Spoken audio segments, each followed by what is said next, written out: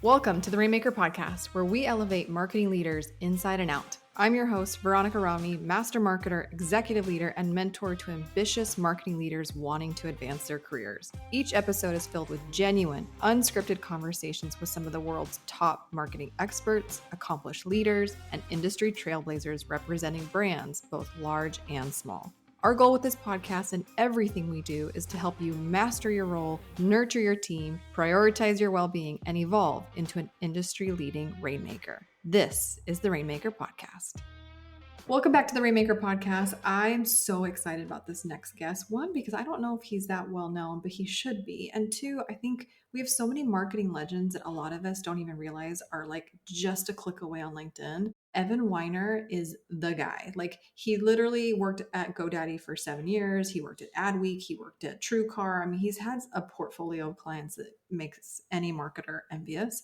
He was so kind. He was so generous with his time. He was so easy to interview. And we talked about a lot of fun stuff. We talked about personal branding. We talked about what marketing looks like from here on out. We talked about the beauty of a pause. We've talked about how your career is really your story to make. Like, there were some really incredible golden nuggets throughout the conversation, because one of the big debates that you'll see throughout the whole episode is like, is personal branding, is you taking your career proactively in your hands more of a nurture element that marketers have, or nature? Like, are you just naturally good at promoting yourself, or is this a learned attribute like what Evan has been able to do for himself?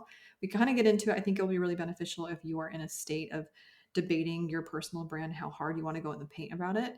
Either way, let's make it rain with Evan Weiner. Evan, welcome to the podcast. I'm so happy to be here. Thanks, Veronica. Yeah, I really appreciate your time. You're kind of a big deal, sir. I said this before we push record, but like, I'm wildly impressed by your resume. It's impressive. You've done some really cool things with some really cool brands. I immediately, like, my curiosity is like, how did you land these big accounts? How did you even dip your toe into this space before? Because I know you and I have some thoughts about the job market right now for marketers, Yeah. but let's take it back to like, how did you get in the position that you got to have this type of exposure and visibility to these brands? Yeah, thanks. I mean, it's a great question. And I will say one thing, that I receive all that you just said, like, hey, it's impressive, all that stuff, right? Like, and that's actually a little bit of my point of being a great champion of yourself and believing in yourself and all of that. But my first thought was, yeah, and that was very intentional, nothing, well, or at least very little was sort of up to chance. There's always a level of chance in your career, but Sure. I worked to really build this current state of my career for myself. I think I really enjoy how you position it, where it's like, how did you basically start to garner and earn some of these Mm-hmm. different arenas for exposure, not just like, Yes. hey, how did you get to the next role? One of the things, Veronica, that I think about is, and I think about this a bunch because I always have to kind of QA, check my strategies, see, hey, does this kind of still work, etc. Is, I think one of the things with me that's enabled some of these experiences that I've had and whatnot is it starts with owning outcomes. So what I mean by that is, again, this is unique to kind of me and my story here, is that like I started my career in an ownership capacity at an Mm-hmm. agency. Social marketing was really just starting to get invested in. And so I was able to be kind of that sage guide to some interesting brands early on. And I wrapped both arms around that position. I was in a junior position early in my career, Sure. but really wrapped both arms around that idea of, hey, you get to own this relationship. You get to own this strategy or this recommendation that you're providing. And I mentioned this owning outcomes because the neat experiences started early on in my career, and I credit that mindset a good amount to it. And I think what that kind of morphs into as well is I kind of just mentioned it, the ability, the excitement, the propensity to champion yourself, in many different ways, indirectly, directly. And that's what kind of garners some confidence to say, hey, you know what? I developed a strategy that aligns with this topic at this conference, and they're accepting speakers. Like, let's just go for it, and that type of championing yourself, being confident, owning your outcomes at work have kind of fed into Mm, the opportunities that I look to seize. yeah. I love that actually. First of all, I know that you mentioned owning outcomes, but man, like the word that keeps floating above your halo to me is like intentionality. Like you seem to me as someone who is wildly intentional about putting themselves in the best light possible, Yeah. not in any kind of false pretense. No, like it's earned hard work, right? But just being a little bit of your own publicist where you were thinking of opportunities that weren't, I mean, you clearly weren't being reactive, you were being proactive. And it's funny because when I talk to other marketers like us, we're so good at marketing other people. And we're the worst at marketing ourselves, like terrible. And I cough that up to the fact that you can't be meta with yourself. You can't be like objective. Like obviously you're all up in your jar. You can't, you can't really be on the outside of yourself. Right. How did you do it though? Because you did. You were intentional. You were executive producing your own stardom, so to speak. Like, Yeah. was that modeled to you, or that's just nature, not nurture? Like, where does that come from? Yeah. Oh gosh. I really love how you position this because you take the words out of my mouth when you said proactive and reactive. Like you literally did, because that's how I think about this topic a bit, Hmm, hmm. And early on for me, I was able, and it's never too late, by the way, to do this, but really Sure. understanding that your career is your story to tell. it it's your story to tell, and that's so liberating and exciting because you get to, and actually to take another word out of your mouth, it's not about being inauthentic and like creating Right. some facade or something, or what have you, but absolutely wringing out every drop of that experience, that project that you had at work, that one, maybe it was a small little conference or something, but you spoke at it. Well, you spoke at that conference and you championed dozens of people in that audience, and I had a good sense of doing that Hmm, early hmm. on, which was kind of self-fulfilling because it enabled me to expose all the value of what I was doing, um, 100. to the public and to myself as well, so I kind of built that reflex in my career to really understand that, the different opportunities that I proactively go for is a proactive addition to my story, knowing, okay, I've done this much, or my story is comprised of these things so far. Hey, this would be reinforcing of it, or hey, this would be another flavor to add. Or there's a we're living our life after all, so a lot of things are reactive, to be honest. And we Hmm, face all hmm. kinds of different bits of adversity throughout our days and certainly throughout our careers. And so, it plays into the reactive too, whether it's adversity or whether it's positive things that are kind of Sure. happening. Backing it in, or finding its place in your story is, Hmm. I think, an empowering thing. So that I love that's that. that's been the mindset that I've taken with it. Yeah, mic drop moment. Your career is your story to tell. Yes, sir. It really I love is. that. I, I say that because, like, that is the aspirational rainbow, I think, for all of us, right? Yeah. To just be in the driver's seat of our careers, our lives as a whole, like, come on, all the above, right? Right now, it's like, if you haven't looked around, like, it's been a little bit tough for marketers right now. The job market isn't kind. And I know that you definitely have some thoughts on this. It's been maybe like bugging you, maybe the way that it's been bugging me. So I want to talk about this. What are you currently seeing for marketers in the marketplace right now? Yeah, well, it's interesting because I can't help but think about it on a little bit of an industry level. Like we know technology and Mm-hmm. entertainment have been hit particularly hard in general, but Mm-hmm. among marketing. So that being said, the talent pool is quite saturated. There's a lot of Yes. great talent out there, and I will say to your listeners too, who might even be, looking for a job now, or just Mm-hmm. curious, maybe they have in the past, regardless, is, those forces are at play. Like we don't want to be naive to them, but ultimately you still, going back to what we said before, it's like you still got to operate with like championing your points of difference and Yes. your belief in yourself, etc. But I think, one of the sort of biggest challenges, issues with the job market for marketers, etc., is things, some of the things out of our control. There in regard to actually submitting for roles or being considered for things, I've noticed this myself. And then Wall Street Journal just put out an article, I think about a week ago on this, Hmm. just how we are, with AI, sure, but just technology, being able to be exposed to roles in LinkedIn and apply to them quickly and, do these things, it actually makes it hard for marketing recruiters and the candidates themselves too. Recruiters are Mm. inundated. Marketers sometimes have false hopes, or sometimes which is actually things that that's where we can control, is where we kind of get real with like what types of jobs have Yeah, higher potential than others. So I think I'll just wrap it up with, it's a little tough. It's like there's high volume, then we revert back to referral, which has always been legitimate. We're always. humans, and Yep. warm leads and relationships are just how we operate. So that's cool. But then like that can get saturated because you're in a Slack group where someone's like, do you know someone here? And then they refer, and then it's like, so what, so then we just boil it down to like, you got to know the hiring manager. Like, what is it? So that's a little bit of like a tough puzzle that uh, It is. It's bothers hard. me for marketers and others alike. It's hard. The job market is, it's just a wild little space right now. And I think, like I was sharing this on my last podcast interview, one of the things that I revealed was like what you wouldn't expect in interviewing the people that I do is Yeah. that as soon as I stop pushing record, it doesn't matter the marketer type, W-2, entrepreneurial, consultant, fractional, they all ask me advice about jumping to a different grass. so, Yeah.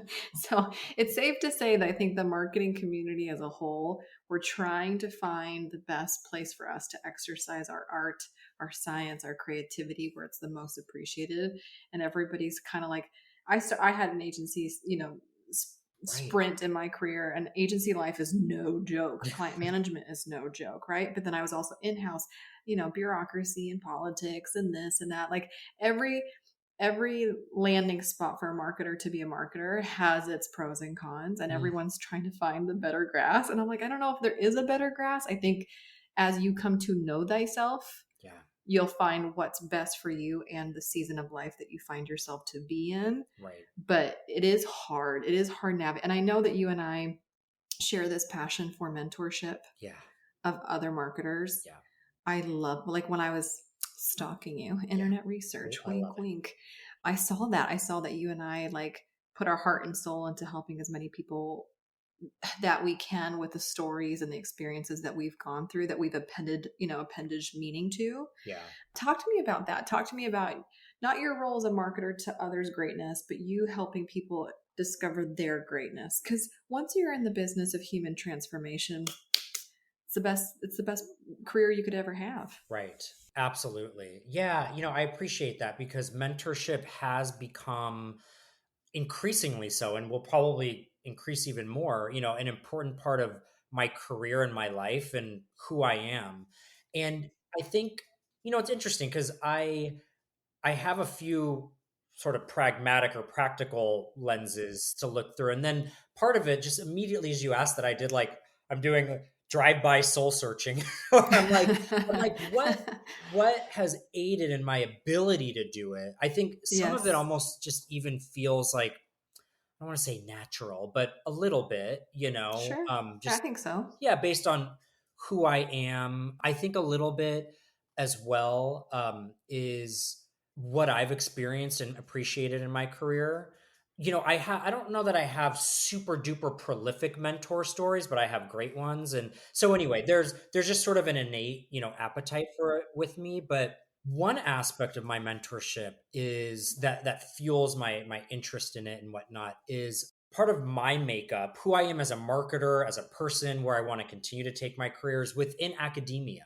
And Mm. that's Okay. that's literally the construct to mentor others because they are, willingly coming to learn and Yeah. hear your spoken word and your advice, so Yeah. so that's like a given. But and I'm a bit of an academic, like deep down as well, or maybe not a bit, a lot. But so I think my interest in being in that arena where Mm. students are literally there to learn, to create or grow in their careers, that I think has been reinforcing, but also kind of fueled my interest in mentorship.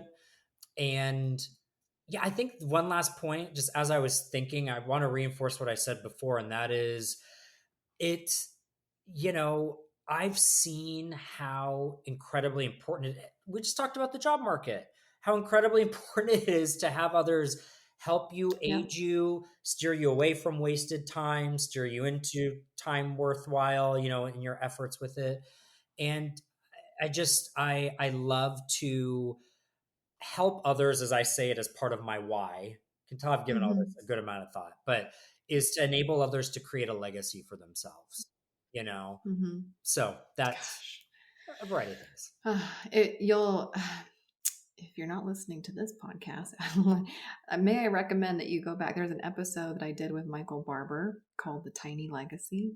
I think you'll Oh, actually love it, just as an FYI. And he's like a email marketing savant. Like yeah. he's just amazing. You'll love the interview anyways, but he talks about tiny legacy. And it was like a different perspective on leaving a legacy that I thought was really like juicy and delicious to consider. Yeah. So I'm gonna just plug in that episode because it was really great. Oh, it's Hey Rainmakers, it's Veronica, and we'll get back to today's episode. But before that, I have an exciting invitation for all of you aspiring, ambitious marketing leaders. If you are serious about advancing your career in marketing and you're looking for an expert to give you some personal insights, guidance, tips, then I'm going to invite you to schedule a free Pathway to Promotion call with me. This is a special one-on-one call with just you and me to discuss your current roadblocks in your career, your long-term aspirations and ambition, and the next best step for you and your personal promotion. Head to pathwaycall.com or click the link in my show notes to schedule your free Pathway to Promotion call. Now back to today's episode. It's funny that you bring up academia because, like, I think for me, the reason I love speaking so much is because I like teaching. And to me, speaking is just teaching at scale. And it's kind of what you were saying. You identify, or at least I think you're saying that you identify as like a teacher, yeah. but teaching great teachers are mentors. So like it's fun how like these parallel identities coexist and one feeds into the other naturally. Like like you said, it's a natural inclination on your part to want to mentor the next generation, and man do they need it. Yeah. Like when I think about when I started my marketing career like 16 years ago, I'm like, oh my gosh. Speaking of your marketing career, I have to bring this up Yeah. because selfishly it's my own show and I can ask the questions that I care You about. sure can. I'm currently obsessed with all things identity. Yeah. Brand identity, identity marketing, identity. Yes. I know this was one of your power moves. This was like your one of your weapons in, I don't know if it was at GoDaddy or if it was at Adweek or all of the above. I mean, like you've been very like prolific. But can you define first how you see identity when somebody says brand identity or identity marketing, so that we're on the same page and the listener is too? How do you define that first?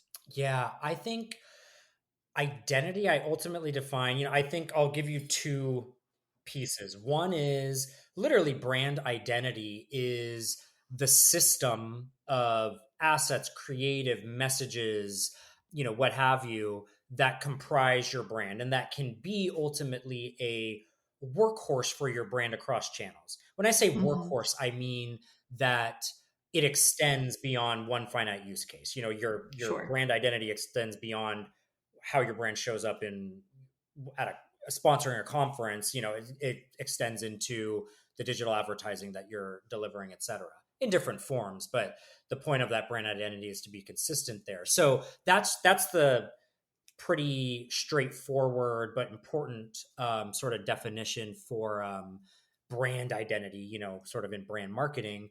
I think another aspect, Veronica, is, and quite frankly, this is where we can open up identity to our own identities as Please. professionals, Yeah. and still identities for brands and whatnot. And that is another brand textbook term, but your points of difference. So I will also extend that maybe generously into like competitive advantage. And Mm-hmm. Mm-hmm. sometimes people think of competitive advantage as particularly competitive, but what I just mean here is that you are carving out your own unique space in your world, in your sphere, that allows others to understand who you are, what you stand for, what you enjoy, and your unique capabilities. So whether it is the actual development of your brand to Hmm. that differentiated brand and market, or if it is the development of your brand so as people can tie their identity to it and help define themselves, it definitely shows up in some unique and interesting ways. Yeah, I love that. And I think honestly that that's the hardest part for marketers when discussing their personal brand, Yeah. because not all of us can call ourselves fractional CMOs. Like, you know what I mean? Like, what is your unique differentiator? What is your unique positioning? What is that point of difference Hmm. when, gosh, I mean, all of us have some great marketing experience. So, like, and again, that goes back to when marketers are terrible at marketing ourselves, because it's just hard. It's hard to like see that from the outside, especially if we're not kind to ourselves in the first place. If we don't are Yeah. not already in the practice of saying, I'm good at this. And it's okay to say that without feeling like, ew, it's gross. I said that about myself. Like, no, Right. like even Beyonce had Sasha Fierce. Like, Yeah. we Yeah. all need that alter ego to tell us that we're awesome at some points in the day, because we need it, right? So I think that is probably the point of personal branding that I find to be the most of a struggle for my marketers that I get to mentor. Yeah. Has that been something that you've also like seen on your side when you're working with them and helping them? Because I know you're really involved in different communities too. Yeah, yeah. It is, yes. And that's when I kind of light up, and I will continue to do so around storytelling and whatnot. It's because it applies to all of us. We're all capable of it. And no matter how, gosh, dare I say, boring or whatever that you might think your story is, like there are so many juicy bits within it that you can raise up. So the answer is yes. I think one of that, I do see it, that kind of breaking through that barrier among some of those that I mentor. And I think one aspect, because I brought it up around competitive advantage or points of difference, that can that I mean, it does. It sounds a bit intimidating, especially when you're thinking about yourself, like my competitive advantage. And then we immediately think of all these other smart people listen to your Uh-huh. podcast for, a few days, and you're like, oh, all these incredible people. How am I different than all, whatever. And it's not about, and I'm honestly, I've learned a lot of lessons, but I'm still learning lessons. So this is an active one I'm continuing to learn and lean into, is that it's not about having such proprietary, earth shattering, no one's ever heard of it ideas or things like that. It's a culmination of different pieces of your story that you can put together and say, well, I'm bringing my ideas from an academic standpoint within digital marketing in ways that haven't been done. So yeah, I think the point is that competitive advantage is important because you want to understand, like, what is sort of that outsized value. If you think of a Hmm. group of people on average, like, where does your head poke up out of the crowd even a little bit? Hmm. It doesn't have to be some prolific, like, you're the only one in the world that can do this, Yeah. because then you get all Yeah. kind of scared and stop before you start. Yeah. Nobel Peace Prize in marketing. You're like, oh Yeah. no. I know. I'm like, Yeah, exactly. Okay, so I know that you are a proud LA resident, if I I'm not am. mistaken. You Yeah. are. Yeah. I'm an East Coaster, so this is fun. Yeah. How would you compare the marketing world, the marketing community, the marketing culture of West Coast versus maybe some of our counterparts across the? I studied global marketing when I was in college, and I Yeah. remember we took this class in France, and they were like, the European zoo, if you do business with the Spaniards, it's like this. And if you do business with the French, it's like this. And I'm like, oh my gosh, it's so stereotypical. Yeah. But I'm curious if you've noticed working with different brands or within the marketing community itself, like what's it like to be a marketer in LA versus anywhere else? Yeah. It's interesting just thinking of international. A client of mine was working with a team in Greece, and it was actually Mm-hmm. positive feedback on that team, but it was just like, oh yeah, they have much better work-life balance than in the US. But we kind of know that of Europe versus US, et cetera. Not that Yeah. one's better than the other, but so East Coast, West Coast, fun. Yes, I am a native Angelino and Mm-hmm. SoCal, et cetera, et cetera. East Coast versus West Coast. So I cannot help, because this is a big part of it is just thinking about like industry dominance. Mm-hmm, So, mm-hmm. West Coast is entertainment Sure. dominated. Of course, by the way, both coasts have all these industries on them, but like Yes. the industry hubs have influenced, I think, just broader culture, Mm-hmm. so and then I have to go, so, okay, Evan, so what does that mean? There's entertainment, so what? Like, I don't know, perhaps there is a bit creativity being coveted that much more. Technology again is on both ends, but perhaps that kind of like a little bit of that grit, startup grit, oftentimes on the West Coast. I think with the East Coast, it's kind of interesting. My head already goes a little bit, I earned my MBA and I loved it, by the way. That was an important experience for me. But I think about actually all of the exposure I had to based on my involvement with like students and the career tracks of East Coast versus West Coast.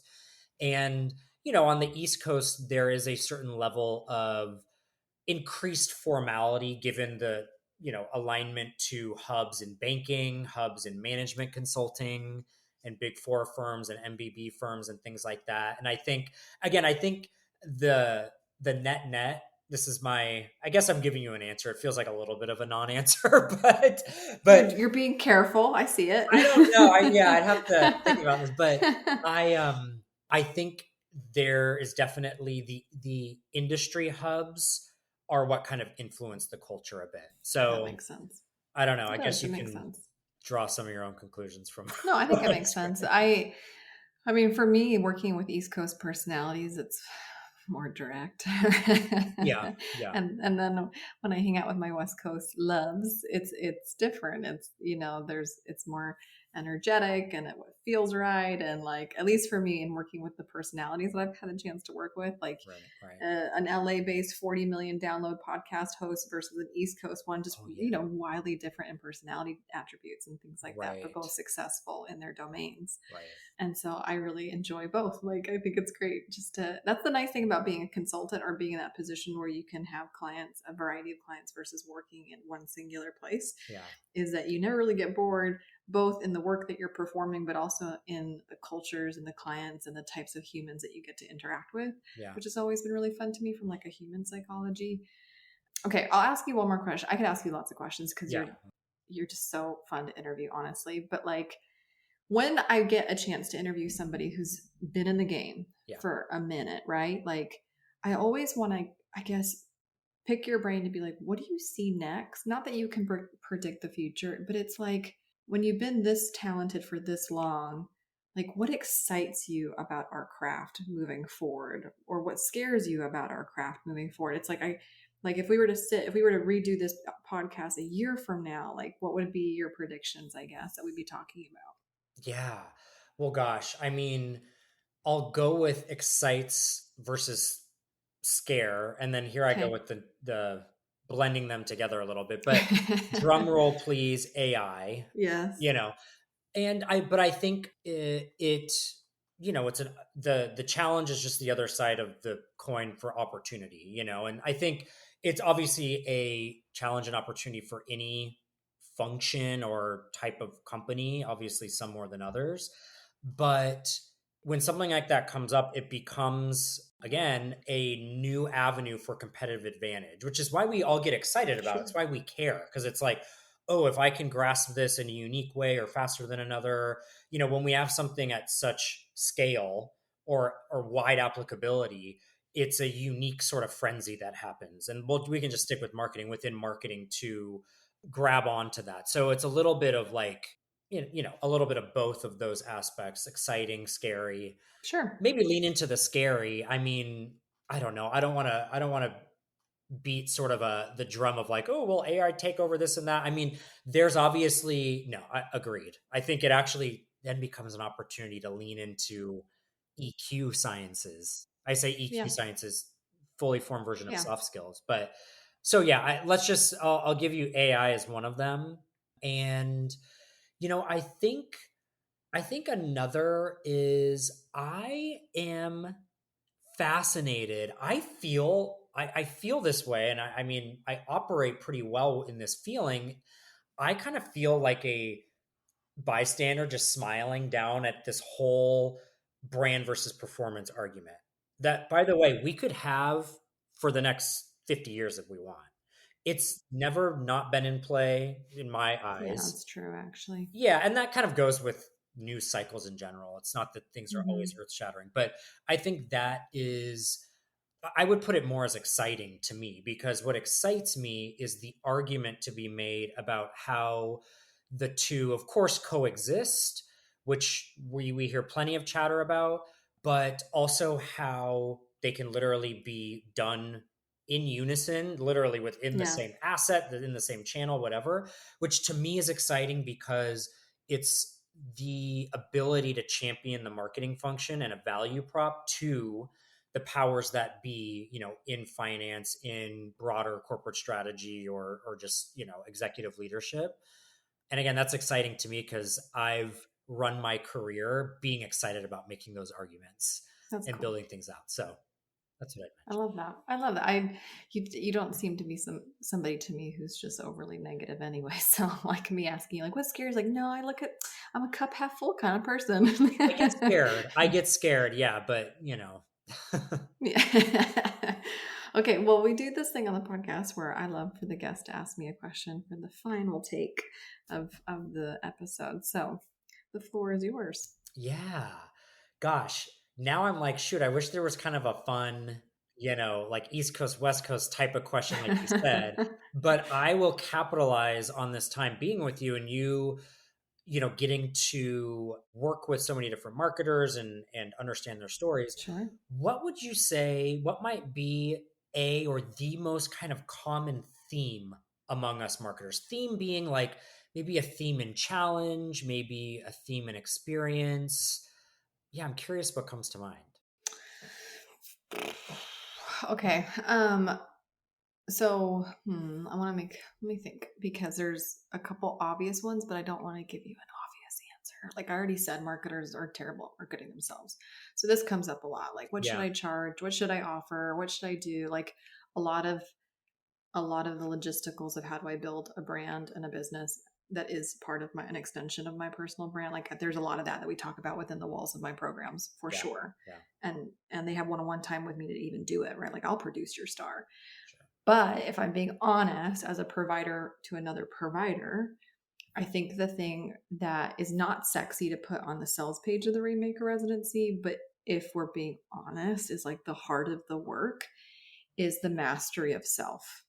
Mm-hmm. Like I know my boundaries. Like I'm not a replacement for therapy. I'm not a replacement for that arena of work that one should participate in. I'm a massive proponent of personal development and therapeutic services all day, every day. It's Yes. good for humanity, right? Yeah.